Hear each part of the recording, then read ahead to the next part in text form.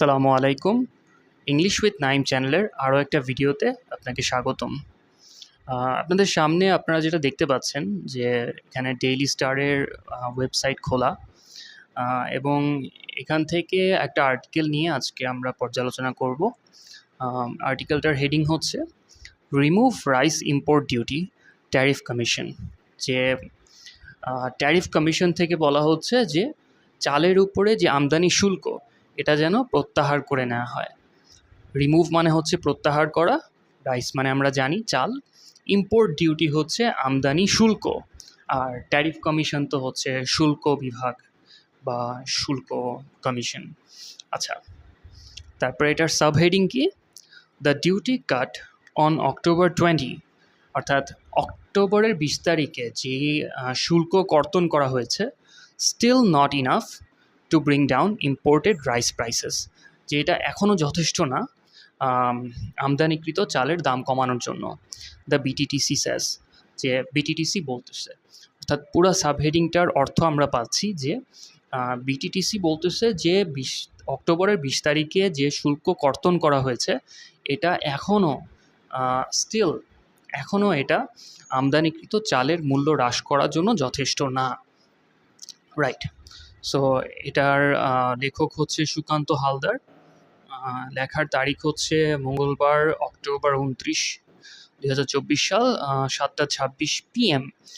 Last update on October 29। আচ্ছা, এগুলো just technical details, এগুলা আমাদের মূল লক্ষ্য না।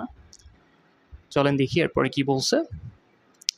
The Bangladesh trade and tariff commission, BTTC, so এখানে আমরা বিটিটিসির পূর্ণ নাম পেয়ে যাচ্ছি, the Bangladesh trade and tariff commission has requested the government, যে তারা সরকারকে অনুরোধ করেছে to temporarily withdraw import duty on rice to increase supply and in turn contain the price of the staple food in the local markets. আচ্ছা, তাহলে Bangladesh trade and tariff commission BTTC has requested the government, তারা সরকারকে অনুরোধ করেছে to temporarily, মানে সাময়িকভাবে অস্থায়ীভাবে, to temporarily withdraw import duty, যে তারা যেন সাময়িকভাবে আমদানি শুল্ক প্রত্যাহার করে নেয় অন রাইস, চালের উপর থেকে, টু ইনক্রিজ সাপ্লাই, যে যাতে করে যোগান বৃদ্ধি করা যায়, অ্যান্ড ইন টার্ন, এবং এর ফলশ্রুতিতে contain the price of this staple food, যে এই মূল যে খাদ্যবস্তু, স্টেপল ফুড মানে প্রধান খাদ্য, তো কন্টেইন দ্য প্রাইস, কন্টেইন মানে হচ্ছে কোনো কিছুকে আসলে কি বলে এটাকে, কন্টেইন মানে হচ্ছে আপনার করা, কন্টেইন মানে এটার লাগাম টেনে ধরা আর কি, দামের লাগাম টেনে ধরা। In turn contain the price of the staple food, এই প্রধান খাদ্যবস্তুর দামের লাগাম টেনে ধরা ইন দ্য লোকাল মার্কেটস, স্থানীয় বাজারে। আচ্ছা, তাহলে পুরা লাইনটার অর্থ আমরা পেলাম যে Bangladesh trade and tariff commission BTTC সরকারকে অনুরোধ করেছে যে তারা যাতে অন্তত সাময়িকভাবে হলেও এই চালের উপর থেকে আমদানি শুল্ক প্রত্যাহার করে নেয়, যাতে করে বাজারে যোগান বৃদ্ধি পায় এবং এই প্রধান খাদ্যবস্তুর যোগান স্থানীয় বাজারগুলোতে বৃদ্ধি পায়। এই ছিল আমাদের ফার্স্ট লাইন। আচ্ছা, the BTTC sent a report to the commerce ministry, food ministry and the National Board of Revenue NBR today in this regard. আচ্ছা, the BTTC sent a report, BTTC একটা রিপোর্ট প্রেরণ করেছে sent a report to the commerce ministry, যে তারা বাণিজ্য মন্ত্রণালয়, তারপরে food ministry খাদ্য মন্ত্রণালয়, and the National Board of Revenue, এবং জাতীয়, এটাকে কি বলবো, শুল্ক বোর্ড নাকি বোর্ড অফ রেভিনিউ, আর বাংলা আসলে কি হয়, রেভিনিউ মানে তো হচ্ছে আয়, এটার বাংলা কিছু একটা নাম আছে, একটা সুনির্দিষ্ট নাম থাকার কথা, এই মুহূর্তে এটার মানে বাংলা শব্দটা আসলে কি আমার মাথায় আসতেছে না। আচ্ছা, so national Board of revenue today in this regard, যে বিটিটিসি হচ্ছে এই মর্মে, ইন দিস রিগার্ড এই মর্মে আপনার একটা রিপোর্ট পাঠিয়েছে মোট 3টা মন্ত্রণালয়, বাণিজ্য মন্ত্রণালয়, খাদ্য মন্ত্রণালয় এবং রেভিনিউ, যে national Board of Revenue NBR, এই মন্ত্রণালয়। আচ্ছা, According to the Bangladesh Bureau of Statistics, food inflation has remained above 10% for 6 consecutive months since April. যে according to the Bangladesh Bureau of Statistics, Bangladesh Bureau of স্ট্যাটিস্টিক্সের অনুসারে, তাদের তথ্য মতে, food inflation has remained above 10%। যে খাদ্য বস্তুর উপরে যে মূল্যস্ফীতি, খাদ্যবস্তুর যে মূল্যস্ফীতি হ্যাজ রিমেইনড অ্যাবাভ 10%, যে এটা হচ্ছে 10%-এর উপরে থেকে গেছে। রিমেইন মানে থেকে যাওয়া, হ্যাজ রিমেইনড অ্যাবাভ 10%, এটা 10%-এর বেশি হয়ে আছে ফর 6 consecutive months। কনজিকিউটিভ মানে পরপর। তো ফর 6 consecutive months মানে হচ্ছে যে পরপর 6 মাস ধরে 10%-এর উপরে আটকে আছে সিন্স এপ্রিল মাস থেকে শুরু করে পরপর 6 মাস এই খাদ্যবস্তুর উপরে যে মূল্যস্ফীতি এটা 10%-এর উপরে হয়ে আছে, according to the Bangladesh Bureau of statistics. আচ্ছা, although prices of fine rice remained unchanged over the last month, although মানে যদিও, although prices of fine rice remained unchanged, যদিও চিকন চালের দাম গত মাস থেকে বদলায়নি, has remained unchanged, যে একই রকম থেকে গেছে over the last month, বিগত মাস যাবত। মিডিয়াম অ্যান্ড কোর্স ভ্যারাইটিস, যে মাঝারি এবং মোটা চাল, কোর্স মানে এখানে মোটা, medium and course varieties which are consumed the most, অর্থাৎ যেগুলো কিনা সবচেয়ে বেশি খাওয়া হয়, কনজিউম মানে খাওয়া, খাদ্য গ্রহণ করা। So which are consumed the most, যেগুলো সবচেয়ে বেশি আহার করা হয়, স আ 1.74% and 1.9% increase respectively over the same period, যে এগুলো যথাক্রমে 1.74% এবং 1.9% বৃদ্ধি পেয়েছে ওভার দ্য সেম পিরিয়ড, এই একই সময়কালের ভিতরে। দ্য বিটিটিসি রিপোর্ট স্যাড, যে বিটিটিসির প্রতিবেদনে এই কথাই বলা হয়েছে। আচ্ছা, সো এখানে কি পেলাম আমরা, যে although prices of fine rice remained unchanged over the last month, যে যদিও বিগত এক মাসে চিকন চালের দাম একই রকম ছিল, মিডিয়াম অ্যান্ড কোর্স ভ্যারাইটিস, মাঝারি এবং মোটা চালের যে প্রজাতি, variety, which are consumed the most, যেগুলো সবচেয়ে বেশি আহার করা হয়, saw a 1.74% and 1.9% increase respectively over the same period। তো এই একই সময়কালের ভিতরে এই দুই ক্যাটাগরির চাল হচ্ছে যথাক্রমে 1.74% এবং 1.9% বৃদ্ধি পেয়েছে। আচ্ছা, দ্য বিটিটিসি রিপোর্ট সাইড। আচ্ছা, হয়ে গেল। তারপরের প্যারাগ্রাফে আমাদেরকে বলতেছে যে the hike can be attributed to supply shocks caused by back-to-back floods and inclement weather, damaging standing paddy crops across the country. The hike মানে এমনিতে হচ্ছে লম্বা রাস্তা হেঁটে চলা। তো এখানে হাইক মানে হলো যে আপনার মূল্য বৃদ্ধি, দাম বেড়ে যাওয়া। The hike can be attributed, আচ্ছা, তো এই যে দাম বাড়া, এর পিছনের কারণ হচ্ছে, মানে অ্যাট্রিবিউট মানে হচ্ছে এর কারণ হিসেবে চিহ্নিত করা যায়। The hike can be attributed to supply shocks, যে এই যে দাম বেড়ে যাওয়া এটার কারণ হিসাবে চিহ্নিত করা যায় যে যোগানের ক্ষেত্রে একটা যে ধাক্কা লাগা, supply shocks caused by back to back floods, যে পরপর উপর্যুপুরি বন্যায় যোগানের ক্ষেত্রে যে একটা ধাক্কা লেগেছে, এটাকে হচ্ছে এই দাম বৃদ্ধির কারণ হিসাবে চিহ্নিত করা যায়। অ্যান্ড ইনক্লিমেন্ট ওয়েদার, এবং আচ্ছা, তাহলে আমরা পেলাম যে উপর্যুপুরি বন্যা এবং প্রতিকূল আবহাওয়া। ইনক্লিমেন্ট ওয়েদার মানে হচ্ছে প্রতিকূল আবহাওয়া। The hike can be attributed to supply shocks caused by back to back floods and inclement weather, damaging standing paddy crops across the country, যে এই যে চলমান যে ধানের ফসল ছিল সারা দেশব্যাপী, তো এটাকে হচ্ছে ক্ষতিগ্রস্ত করেছে এই প্রতিকূল আবহাওয়া আর হচ্ছে উপর্যুপরি বন্যা, এবং এগুলাকেই হচ্ছে মূল্য বৃদ্ধির কারণ হিসাবে চিহ্নিত করা যায়। রাইট, এখানে একটা গ্রাফ দেওয়া আছে, আমরা এটার ভিতরে যাব না। Read more, traders reluctant two import rice despite tariff Katz. আচ্ছা, এটা রিলেটেড একটা আর্টিকেল। এখানে কি বলছে, according to data from the department of agricultural extension.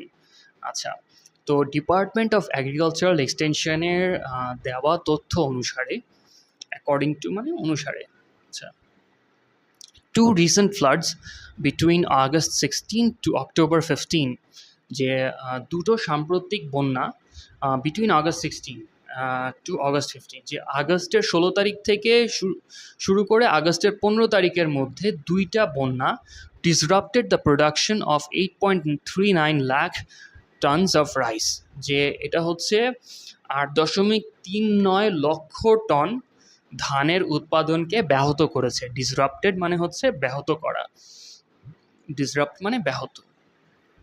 তাহলে according to the data from the department of agricultural extension, two recent floods between August 16 to October 15 disrupted the production of 8.39 lakh tons of rice. অর্থাৎ department of agricultural এক্সটেনশনের তথ্য অনুসারে সাম্প্রতিক সময়ে হয়ে যাওয়া দুটো বন্যা, যেগুলো হয়েছিল হচ্ছে আগস্ট 16 থেকে অক্টোবর 15-র মধ্যে, তো এই দুটো বন্যা ধানের প্রোডাকশনকে, ধানের উৎপাদনকে ব্যাহত করেছে। কি পরিমাণে, যে 8.3 লাখ টন ধানের উৎপাদনকে ব্যাহত করেছে। এই ছিল এই লাইনটার অর্থ। তারপরে বলতেছে যে অন অক্টোবর 20, অক্টোবরের 20 তারিখ, the NBR reduced the import duty on rice to 25% from 62.5% to encourage imports and increase supply in the local market. যে অক্টোবরের 20 তারিখে এনবিআর, এটা কি ন্যাশনাল ব্যুরো অফ রেভিনিউ নাকি? আচ্ছা, the NBR reduce the import duty, যে অক্টোবরের 20 তারিখ এনবিআর হচ্ছে আমদানি শুল্ক হ্রাস করেছে, আমদানি শুল্ক কমিয়ে দিয়েছে অন রাইস, চালের উপর থেকে তারা আমদানি শুল্ক কমিয়ে এনেছে টু 25% ফ্রম 62.5%, অর্থাৎ 62.5% থেকে তারা 25%-এ কমিয়ে এনেছে। Two encourage imports and increase supply, যে যাতে করে আমদানি করাকে উৎসাহিত করা যায়, আমদানি উৎসাহিত করতে এবং যোগান বৃদ্ধি করতে ইন দ্য লোকাল মার্কেটস, স্থানীয় বাজারে।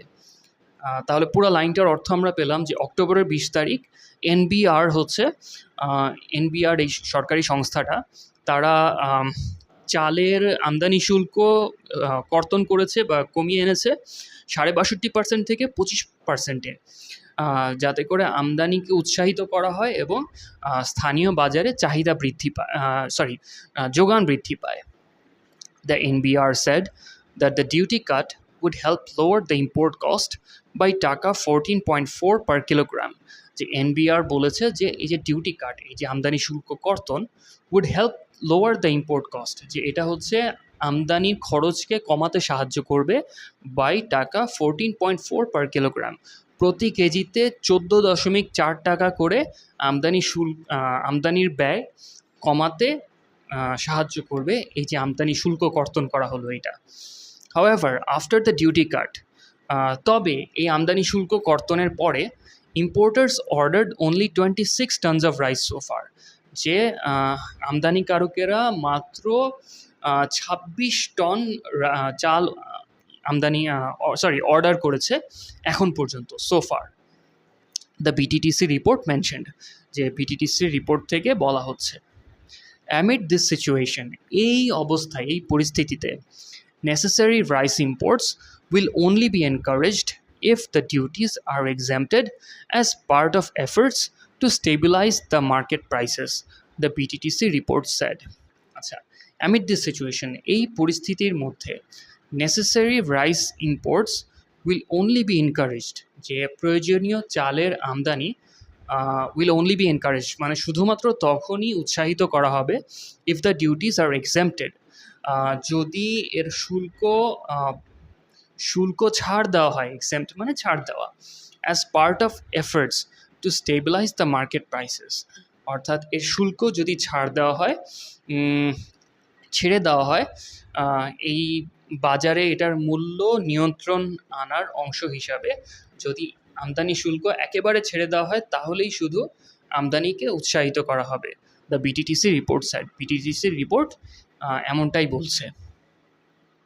আচ্ছা, rice prices surge in kitchen markets, এটা একটা রিলেটেড আর্টিকেল, আমরা এটাতেও যাচ্ছি না। The report also said local producers are unlikely to suffer if rice is imported at international prices, as it will be it will be কথাটা এখানে হবে না, হ্যাঁ, it will cost more than locally grown rice. The report also said, এই রিপোর্টটা আরও বলেছে, local producers are unlikely to suffer, যে স্থানীয় যারা উৎপাদক, স্থানীয় যারা কৃষক, আর আনলাইকলি টু সাফার, যে তাদের ক্ষতিগ্রস্ত হওয়ার সম্ভাবনা কম, সম্ভাবনা ক্ষীণ, to suffer if rice is imported at international prices, যে যদি চালের আমদানি করা হয় আন্তর্জাতিক দামে, as it will cost more than locally grown rice, যেহেতু it will cost more than locally grown rice, যেহেতু এই আমদানিকৃত চালের দাম স্থানীয়ভাবে উৎপাদিত চালের চেয়ে বেশি হবে, তাই স্থানীয় যারা উৎপাদক তাদের ক্ষতি হওয়ার সম্ভাবনা কম, এটাই এই রিপোর্ট বলতেছে।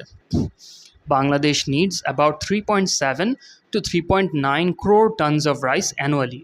আচ্ছা, বাংলাদেশের প্রতি বছরে, এই অ্যানুয়ালি মানে বার্ষিকভাবে বাংলাদেশে 3.7 থেকে 3.9 কোটি টন চালের দরকার হয়। Bangladesh needs about 3.7 to 3.9 crore tons of rice annually, most of which is met through domestic production, যার অধিকাংশই হচ্ছে মানে স্থানীয়ভাবে উৎপাদিত হয়, অ্যাকর্ডিং টু দ্য বিটিটিসির রিপোর্ট অনুসারে। রিলেটেড টপিক এত। So with that we have reached the end of the article. তো এই ছিল চালের মূল্যবৃদ্ধির উপরে ডেইলি স্টারের একটা আর্টিকেল।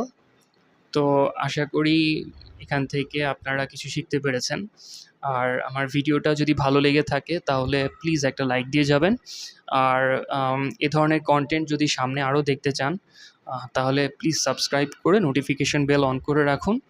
আর এতক্ষণ ধৈর্য ধরে আমার কথা শোনার জন্য অনেক অনেক ধন্যবাদ। ইনশাল্লাহ সামনের দিনগুলোতে এ ধরনের আরও শিক্ষামূলক ভিডিও নিয়ে আপনাদের সাথে দেখা হবে। ততক্ষণ পর্যন্ত আল্লাহ হাফিজ।